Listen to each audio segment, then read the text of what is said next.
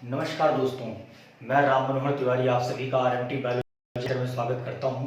और बहुत दिनों बाद आप लोगों से मुलाकात हो रही है। कुछ प्रॉब्लम उस बीच में वीडियो नहीं बन पाई थी, अब रेगुलर आएंगी, राइट। तो अब तक हम लोगों ने रेस्पिरेशन का टॉपिक स्टार्ट किया था, जिसमें मैंने 4 पार्ट आप लोगों को बता दिए थे। रेस्पिरेशन हमारा 5वां पार्ट होगा रेस्पिरेशन का, जिसमें हम लोग बेसिक स्टेप्स रेस्पिरेशन की समझेंगे कि कैसे होता है और कैसे उसकी मैकेनिज्म होती है, इस चीज़ को भी समझेंगे। तो अच्छे से जैसे आप लोगों ने पहली वीडियोस में प्यार दिया है, वैसे ही प्यार देना है आप लोगों को और सपोर्ट करते रहना है, ठीक है। तो चलिए शुरू करते हैं। आवाज़ आई होप अच्छी आ रही होगी, ठीक है। तो आज जो टॉपिक है हमारा रेस्पिरेशन, और रेस्पिरेशन का मतलब होता है ब्रीथ, टू ब्रीथ। अब ब्रीथ कह देने से भी काम नहीं चलेगा, इसके पीछे की क्या मैकेनिज्म है, किस तरीके से रेस्पिरेशन होता है, इस चीज को हम लोग डिटेल में समझेंगे आज, राइट। तो सबसे पहले बात करें अगर हम रेस्पिरेशन की, तो आज हम लोग समझेंगे पहले तो process of gas exchange in the body में गैसेस एक्सचेंज होना रेस्पिरेशन कहलाता है। गैसेस एक्सचेंज होना बॉडी में क्या कहलाता है? रेस्पिरेशन। हालांकि कई सारे एनसीईआरटी बुक्स में या कई सारी बुक्स में 5-6 स्टेप्स। सबसे पहले ब्रीदिंग होती है, फिर ब्रीदिंग के बाद जो एयर है वो हमारे लंग्स में पहुंच जाती है, लंग्स के बाद वो ब्लड में एंटर हो जाती है, ब्लड के बाद वो टिश्यू लेवल तक पहुंचती है, फिर देन टिश्यू जो है ऑक्सीजन का यूटिलाइज करता है। तो उन सारी बातों को इन 3 चीजों में समेटने की कोशिश की है और इनको हम डिटेल में भी पढ़ेंगे वन बाय वन, जैसे आप समझ पाए, ठीक है। तो सबसे पहले अगर हम 3 बेसिक स्टेप मान के चले, इसकी 3 बेसिक स्टेप, तो सबसे पहले आता है बच्चों हमारा पल्मोनरी वेंटिलेशन। पल्मोनरी वेंटिलेशन, तो पल्मो जो वर्ड है इसका मतलब होता है लंग, ठीक है। तो पल्मोनरी वेंटिलेशन में हम लोग बात करते हैं, एक्चुअली में ये नॉर्मल ब्रीदिंग है, सांस लेना और छोड़ना, ठीक है। तो ब्रीदिंग तो क्या है बच्चों? ये ब्रीदिंग है is the inhalation and exhalation of air and involve the exchange of air between atmosphere and alveoli of lungs। तो इसमें जो भी चीजें हैं वो एटमॉस्फेयर से एंटर होती है एयर और हमारे लंग्स तक पहुंचती है। तो पल्मोनरी वेंटिलेशन में तो बेसिकली जो एयर वो बात होती है। उसके बाद बात करें तो 2 पार्ट में आता है एक्सटर्नल रेस्पिरेशन और एक होता है इंटरनल रेस्पिरेशन। एक्सटर्नल रेस्पिरेशन को हम लोग पल्मोनरी रेस्पिरेशन भी बोलते हैं। तो इसमें क्या है कि respiration is the exchange of gases between the alveoli of the lung, between the alveoli of the lung and the blood in pulmonary capillaries. यानी कि लंग से जब ब्लड में ट्रांसपोर्टेशन होगा, जब लंग से ब्लड में ट्रांसपोर्टेशन होगा तो वो कहलाता है आपका एक्सटर्नल। पीछे वाला भी ध्यान रखना, पीछे वाले में है कि इन और आउट हो रही है एयर, लेकिन यहाँ पे मेन फोकस क्या करना है कि एल्वेली ऑफ लंग से जो एयर है कहाँ एंटर हो रही है? ब्लड में, तो उसको हम बोल देते हैं एक्सटर्नल रेस्पिरेशन। जब हम बात करेंगे इंटरनल की, तो exchange of gases between blood in systemic capillaries. Systemic word सिस्टीमा से आया, मतलब बॉडी से रिलेटेड है। तो exchange of gases between blood in systemic capillaries and tissue cells. यानी कि ब्लड जो है वो सिस्टमिक कैपिलरी से होता हुआ टिश्यू सेल्स में पहुंचता है, और जब यहां पे ब्लड पहुंचता है तो टिश्यू क्या करता है? उस ब्लड से ऑक्सीजन को ले लेता है और CO2 को छोड़ देता है। ऑक्सीजन को लेना और CO2 को छोड़ना। तो टिश्यू लेवल पे जब रेस्पिरेशन होता है तो उसको हम सेलुलर रेस्पिरेशन भी कहते हैं। एक मेटाबॉलिक प्रोसेस है, एक्टिव प्रोसेस है, ठीक है बच्चों। तो एक काम कीजिए, आप लोग इसको नोट डाउन कर लो अपनी कॉपी में, फिर हम जरा समझते हैं कि इनहेलेशन और एक्सहेलेशन क्या होता है और इनके पीछे की क्या मैकेनिज्म है। तो इसका एक बार आप स्क्रीनशॉट ले लीजिए या इसको नोट डाउन कर लीजिए।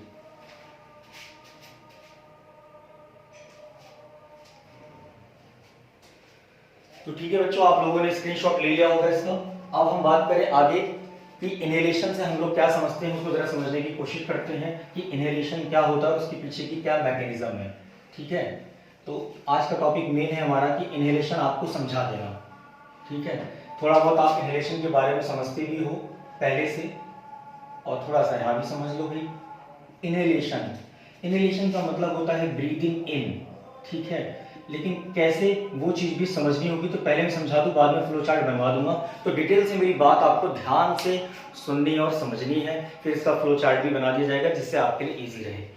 तो जब हम बात करते हैं इनहेलेशन की, तो आपको ये पता होना चाहिए सबसे पहले कि जब हमें सांस लेना होता है, जब हम लोगों को ब्रीथ करना होता है, तो जस्ट बिफोर ब्रीदिंग अगर हम बात करें एटमॉस्फेरिक प्रेशर की, तो जो बाहर आप बॉडी के अंदर प्रेशर है, ये प्रेशर लगभग बराबर होता है।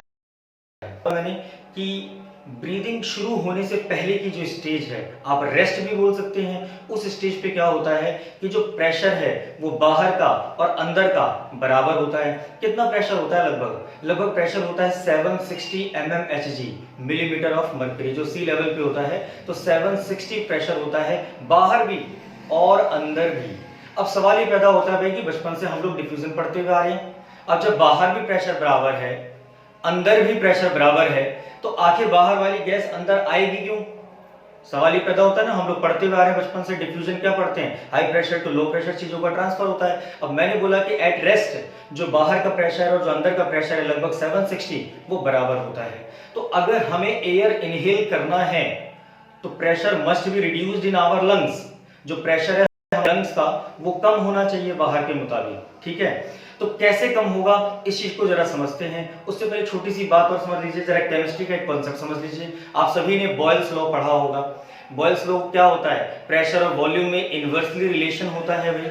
अब मान लो एक पिस्टन ले लो आप, उसको थोड़ा सा आप दबाइए, जब दबाओगे तो अंदर का जो प्रेशर है क्या होता है? बढ़ जाता है, यानी वॉल्यूम घटता है तो प्रेशर बढ़ जाता है, ठीक है। अगर वॉल्यूम आप आधा कर देंगे तो प्रेशर डबल हो जाता है, ठीक है। तो ऐसे ही अगर हम चाहें कि एयर बाहर वाली अंदर आए, अगर एयर जो बाहर है वो अंदर आए, तो इसका मतलब ये कि हमारे लंग्स के अंदर का प्रेशर होना चाहिए, राइट।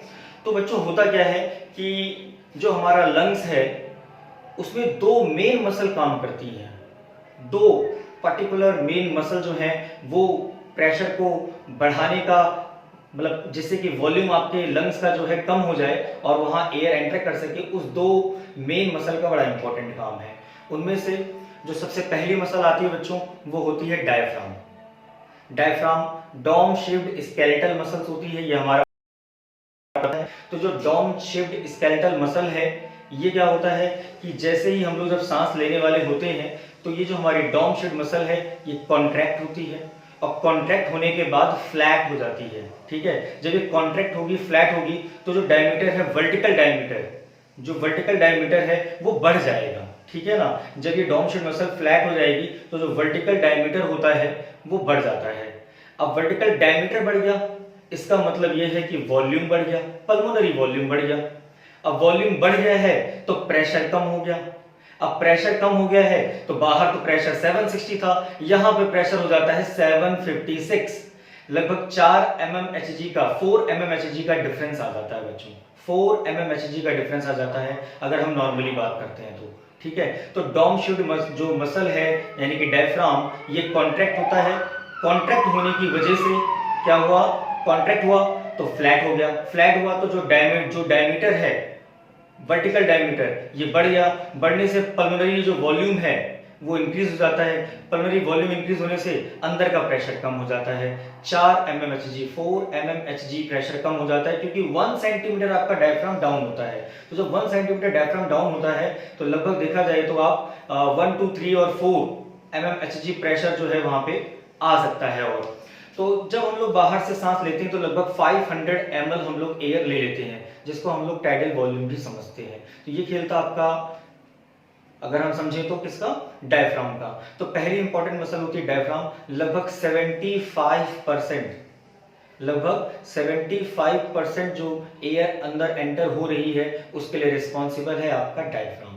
देन अगर हम लोग बात करें दूसरी जो इंपॉर्टेंट मसल है, जो बाकी बचा 25%, उसमें इंपॉर्टेंट मसल आती है आपकी एक्सटर्नल इंटरकोस्टल मसल, जो बिटवीन द रिब्स प्रेजेंट होती हैं। जब वो बिटवीन द रिब्स प्रेजेंट होती हैं तो जो रिब्स है वो ऊपर की तरफ चली जाती है और साइड से भी वो एरिया इंक्रीज करने लग जाती है। यानी कि जब एक्सटर्नल इंटरकोस्टल मसल जो है बेसिकली आपका एंटीरियर पोस्टीरियर और साथ ही साथ लेटरल एरिया इंक्रीज कर देती है, यानी वॉल्यूम बढ़ जाता है अगेन। अब वॉल्यूम बढ़ा है तो प्रेशर अंदर कम हो जाएगा और बाहर ज्यादा है तो high pressure to low pressure जो एयर है वो आ जाएगी। तो यहाँ पे दो मसल मेन काम करती हैं, एक डायफ्राम और एक इंटरकोस्टल मसल। बात को समझ पा रहे हैं आप लोग? हाँ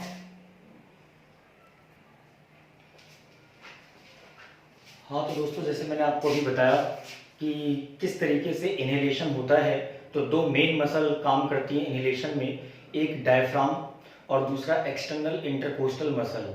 हालांकि जब हम लोग डीप इनहेलेशन करते हैं, फोर्सफुल इनहेलेशन करते हैं, तो वहाँ पे और भी एसेसरी मसल्स होती हैं जो कि उस इनहेलेशन में काम करती हैं, like scalene muscle, pectoralis muscle.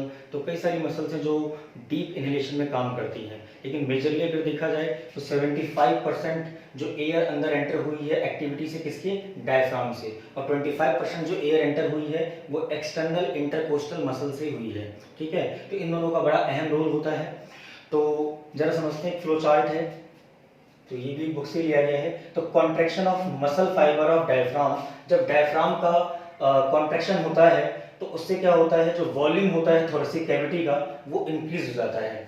मैंने आपको अभी कुछ देर पहले एक एग्जांपल भी दिया था कि अगर हम कोई पिस्टन ले लें तो नॉर्मली उसमें जो भी प्रेशर रहेगा मॉलिक्यूल्स उतने रहेंगे, लेकिन जब हम उसमें उसका वॉल्यूम कम करते हैं, जब उसको प्रेस करते हैं तो उसके अंदर का वॉल्यूम कम हो जाता है और जितने भी मॉलिक्यूल है बस वही फिर ज़्यादा प्रेशर क्रिएट कर देते हैं। तो अगर हम, मैंने आपको कुछ देर पहले बताया था कि बॉयल्स लॉ फॉलो होता है, दोनों में इन्वर्स रिलेशन होता है। अगर वॉल्यूम डिक्रीज होगा तो प्रेशर इंक्रीज हो जाएगा, तो इसलिए लंग्स में वॉल्यूम इंक्रीज होना जरूरी है। तो वॉल्यूम इंक्रीज कैसे होता है, जो आपका डायफ्राम है ये वर्टिकली इंक्रीज कर देता है एरिया को, जबकि जो एक्सटर्नल इंटरकोस्टल मसल है ये लेटरल और एंटीरो पोस्टीरियर इंक्रीज कर देती है, तो ऑटोमेटिकली वॉल्यूम काफी बढ़ जाता है जिससे कि अंदर का प्रेशर कम हो जाता है। ठीक है, लगभग 4 mmHg 756 यहाँ पे रहता है, बाहर 760 रहता है, तो आउटसाइड टू इनसाइड एयर अंदर एंटर हो जाती है। तो कॉन्ट्रैक्शन हुआ डायफ्राम का, फिर increase in the volume of thoracic cavity, thoracic cavity का चेस्ट का वॉल्यूम जो है वो इंक्रीज हो जाता है, जिसकी वजह से जो पल्मोनरी वॉल्यूम है वो भी इंक्रीज होने लग जाता है। ठीक है, अब पल्मोनरी वॉल्यूम इंक्रीज होगा तो डिक्रीज इन प्रेशर, मैंने कहा वॉल्यूम बढ़ेगा तो प्रेशर घटेगा, तो प्रेशर कम हो जाता है। प्रेशर कम होने की वजह से जो एयर होती है वो एटमॉस्फेयर से हमारे लंग्स में प्रवेश कर जाती है। तो इनहेलेशन में बेसिकली हम यही बात करते हैं कि how air travel from outside to inside, कहां तक, लंग्स तक। ठीक है, तो एक फ्लो चार्ट की हम लोग बात करें तो सबसे पहले एयर हम लोग नोस्ट्रिल्स यानी नोज से एंटर करते हैं, फिर नेजल कैविटी में एयर पहुंचती है, देन फेरिंक्स से होते हुए, फेरिंक्स में जो भी डस्ट पार्टिकल वगैरह होते हैं वो सब ट्रैप करके बाहर जब हम स्पिट करते हैं, थूक देते हैं, तो वहां से वो निकाल भी देती है कुछ गंदगी को। तो फेरिंक्स है, देन लैरिंक्स, देन ट्रैकिया, आपका जो विंड पाइप है, यहाँ पे छोटी सी कार्टिलेज होती है जो कि कोलैप्स होने से बचाती हैं, ब्रोंकाई, देन ब्रोंक्यूल्स, और फाइनली एयर कहां पहुंच जाती है, एल्वेली में। तो एल्वेली में पहुंच जाती है जहां पे गैसेस एक्सचेंज होता है, और हम आने वाली वीडियो में बात करेंगे कि किस तरीके से एल्वेली के बाद काम होता है। तो ये तो है बच्चों इनहेलेशन, और इसी का अगर अपोजिट कर दें तो हो जाएगा एक्सहेलेशन। ठीक है ना, इनहेलेशन का जस्ट उल्टा। उसमें क्या हो जाएगा भाई कि जैसे ही हमारा कॉन्ट्रैक्शन का काम खत्म होगा, जैसे ही इनहेलेशन का काम खत्म होगा, ध्यान रखना इनहेलेशन जो है वो एक्टिव प्रोसेस होता है क्योंकि इसमें मसल कॉन्ट्रैक्शन इन्वॉल्व है। ठीक है, तो जैसे ही मसल कॉन्ट्रैक्शन खत्म होगा तो जस्ट जो भी चीजें हुई थी वो उल्टा होना चालू हो जाएंगी, यानी जो कॉन्ट्रैक्ट हुआ डायफ्राम वो रिलैक्स होना चालू हो जाएगा। अब डायफ्राम रिलैक्स अगर हो जाएगा तो जो थोरेसिक कैविटी है वो और क्लोज आ जाएगी, क्लोज आने की वजह से वॉल्यूम कम हो जाएगा, वॉल्यूम कम हो जाएगा तो अंदर का प्रेशर बढ़ जाएगा, प्रेशर बढ़ के लगभग 762 हो जाता है और बाहर का कम है, तो अंदर का प्रेशर अब ज्यादा हो गया 762 और बाहर का पहले से 756 था, तो high pressure to low pressure जो गैस है वो अंदर से बाहर चली जाएगी। तो इस तरीके से इनहेलेशन और एक्सहेलेशन होता है जो हम लोगों ने आपको बता दिया है। अब हम आने वाली वीडियो में बात करेंगे कुछ वॉल्यूम्स के बारे में, जो जहां से एक क्वेश्चन लगभग आ ही जाता है पेपर में, और उसके बाद एक्सचेंज ऑफ गैसेस की बात करेंगे। जय हिंद, जय भारत।